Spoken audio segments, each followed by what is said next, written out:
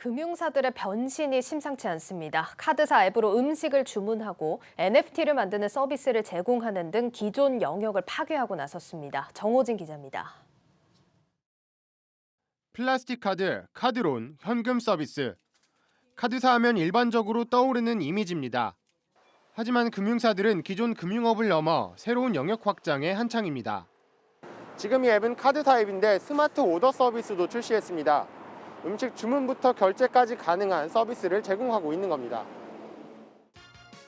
신한카드도 생활금융 플랫폼을 표방하는 신한플레이를 출시했는데 뱅킹, 자산관리뿐 아니라 NFT 제작 서비스를 선보이며 눈길을 끌고 있습니다.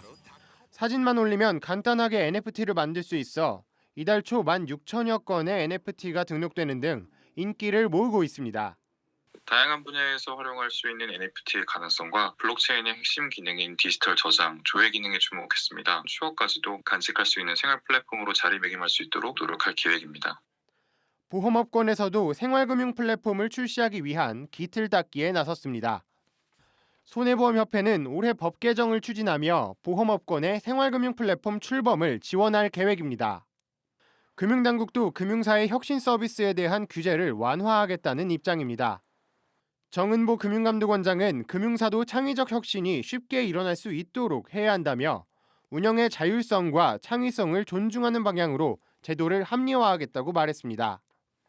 만만치 않은 상대인 빅테크와의 전쟁에서 금융사들은 다양한 생활 밀착형 서비스를 통해 경쟁력을 도모하고 있습니다. 한국경제TV 정호진입니다. 네, 정치, 경제부 장슬기 기자와 자세한 얘기 나눠보겠습니다. 예, 장 기자, 정말 이 금융사들이 사업 영역을 좀 급속도로 확대를 하고 있는 모습인데 이유가 뭘까요? 네, 정답부터 먼저 말씀드리면 예. 바로 생존 때문입니다. 이전에는 금융사들 간의 경쟁이었다면 예. 최근에는 다양한 핀테크 업체 그리고 나아가 거대 공룡으로 불리는 빅테크들까지 금융업에 뛰어들면서 예. 이 경쟁의 장이 상당히 커졌습니다. 이런 단순히 금융업 하나만으로는 소비자들을 사로잡기에 좀 한계가 있는 상황인 겁니다. 때문에 앞서 보신 리포트처럼 금융앱에서 배달이나 커피 주문을 한다던가 NFT 등록 서비스 같은 금융이 아닌 다른 서비스들이 이제 좀 다양하게 등장을 하고 있는데요. 예. 특히 최근에는 여러 정보를 한 곳에 불러 모을 수 있는 마이데이터 서비스까지 시행되면서 금융사들은 이 일반 금융 서비스가 아니라 이제 생활금융 서비스로 영역을 확대하고 있는 모습입니다. 그러면 결과적으로 이런 신사업을 추진하면서 금융사들의 경쟁력은 더 높아졌다, 이렇게 평가를 해도 되는 겁니까?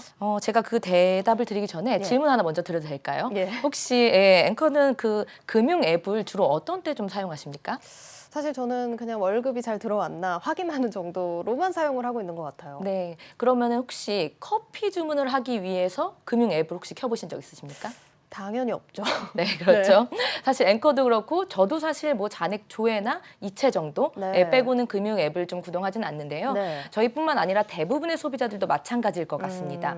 이게 사실 플랫폼화를 추진하고 있는 금융사들의 한계점으로 꼽힙니다. 네, 먼저 금융사들이 최근 생활금융 서비스 확대를 위해서 마이데이터 서비스를 좀 활용을 하고 있는데요. 네. 이 마이데이터는 소비자가 원할 경우에 여러 회사에 흩어진 신용 정보를 한 곳에 모아서 관리하고 또 금융사들은 이를 활용해서 다양한 맞춤 서비스 또는 상품 추천을 할 수 있습니다. 네, 그런데 최근 그 한 설문조사가 좀 나왔는데요. 네. 이 설문에 따르면 마이데이터 서비스를 전혀 모르고 있는 사람, 바로 우리 국민 4명 중 1명입니다. 예. 잘 알고 있다라는 응답률은 3.7%에 불과합니다. 이처럼 금융사들이 많은 서비스들을 플랫폼처럼 앱에 탑재한다고 해도 인지도 자체가 낮다는 것이 약점으로 꼽힙니다. 이 소비자들이 기존 전통 금융 업무에서 벗어나서 생활금융 서비스까지 확대할 때 이런 활용할 수 있는 계기를 좀 만들어주는 것이 예. 가장 큰 관건이라고 꼽힙니다. 그러면 지금 들어보니까 생활 서비스 분야를 좀 잡으려면 아무래도 가장 중요한 게 편의성이지 않을까 싶은데, 이런 금융 앱들과 핀테크 플랫폼, 사실 편의성 부분에서는 경쟁이 될까 하는 의문도 들거든요. 네, 사실 속도도 많이 지적이 되는 부분이죠. 그렇죠. 느리죠, 네. 금융 앱들이. 네, 맞습니다. 일반적으로 우리가 뱅킹 앱이나 카드 앱을 구동하면 V3라는 결제하는 보안 앱이 함께 실행되기 때문에 다른 앱보다 좀 속도가 좀 느리다는 지적이 있습니다. 예. 뭐 지금은 본인 인증 방법이 다양해지긴 했는데 금융 앱에서 이체하는 경우에 이제 계좌번호도 찍어야 하고 네. 인증서 절차도 거쳐야 하기 때문에 간편한 핀테크 앱을 활용하는 소비자들이 늘고 있는 추세입니다. 예. 예, 이 부분은 사실 보안과 연계된 문제라 어느 것이 더 낫다 이렇게 좀 단정 지을 수는 없습니다. 하지만 확실히 기존 금융 앱들이 비교적으로는 편의성 면에서는 좀 뒤떨어진다 이런 평가가 나오고 있는 것은 사실입니다. 이 부분은 좀 기술적인 보완이 이뤄져야 할 것으로 보이고요. 최근 금융사들이 IT 전문가들 모시게 나섰다 이런 보도들이 좀 이어지기도 했는데요. 이런 움직임도 기술적인 면의 업그레이드가 좀 필요하다 이런 것들을 방증하고 있습니다. 금융사들이 빅테크와의 경쟁에서 넘어야 할 산이 상당해 보입니다. 그리고 또 금융업 하면 빼놓을 수 없는 게 규제 얘기 아닙니까? 네, 맞습니다. 지난해 빅테크가 금융업에 진출하면서 예. 가장 많이 언급됐던 게 기울어진 운동장입니다. 여전히 금융권에서는 동일 업종, 동일 규제를 좀 주장을 하고 있는데요. 먼저 화면을 한번 좀 보시겠습니다. 정태영 현대카드 부회장이 최근 SNS에 올린 글입니다. 예. 빅테크들이 BNPL, 후불 결제 서비스를 의미하는데요. 이를 시행하는 것을 언급한 건데 우리가 흔히 이제 외상이라고도 표현을 하긴 하는데요. 예. 당장 돈이 없어도 신용을 담보로 물건을 결제하는 형태가 신용카드 업과 유사합니다. 예. 자, 여기 맨 마지막 줄을 좀 한번 보시겠습니다. BNPL이 가맹점에 물리는 수수료는 무려 5에서 6%, 1%도 못 받는 카드사로서는 은하계의 일이다. 은하계 일이다. 네, 이렇게 꼬집었습니다. 그러니까 지금 현금 없이 후불 결제를 하는 기능은 뭐 빅테크나 신용카드 업이나 동일한 건데 수수료 차이는 상당하게 난다는 얘기네요. 네, 맞습니다. 이 후불 결제 서비스 외에도 네. 이미 지난해 좀 거론이 됐는데 네. 네이버나 카카오페이 같은 이 간편 결제 수수료가 카드 수수료보다 3배에서 4배 정도 높은 수수료를 적용해서 규제 차별이라는 논란이 일기도 했습니다. 예, 실제로 이제 이 금융사의 올해 중점 과제는 이 같은 규제 완화가 될 것으로 보이는데요. 예, 전문가 의견을 직접 한번 보시겠습니다.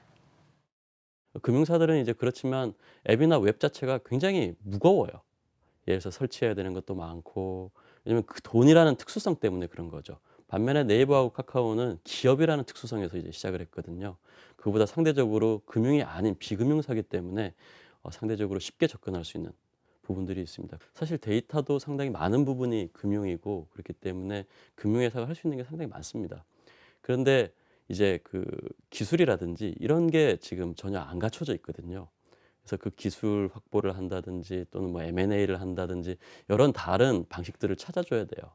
그중에 이제 또 규제 같은 게 있을 수가 있죠. 예를 들어서 금융회사는 금산분리 또는 뭐 은산분리에 의해서 다른 기업들을 사지 못하는 그런 부분들이 있거든요. 그런 부분들까지도 전체적으로 검토를 해야 될 것 같아요.